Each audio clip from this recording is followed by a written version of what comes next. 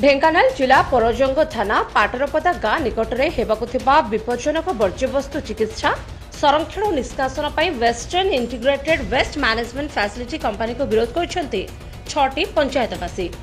Company पक्षर पाटरपदा गाँ निकट में 12 एकर 50 डेसिमिल जगह अधिग्रहण पर साधारण जनशुणाणी शिविर आयोजन कर शुणाणी हेबा पूर्व पाटरपदा रोड लोधड़ी कंदर सिंहा रेंठापाट और कुसुमी पंचायत प्राय 5,000 ऊर्ध्व लोक आसी कंपनी जमी अधिग्रहण शुणाणी को विरोध करते।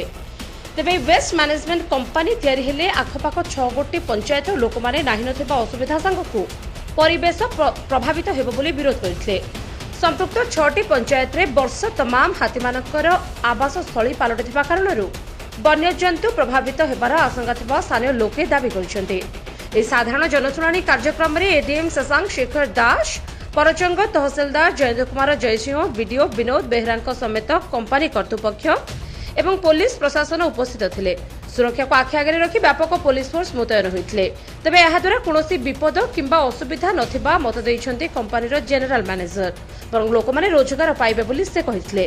तबे कंपनी को विरोध कराजिबा कारणरू प्रशासन ताहाको स्थगित रखिथिबा एडीएम शशांक शेखर दास मत व्यक्त करछन्ते।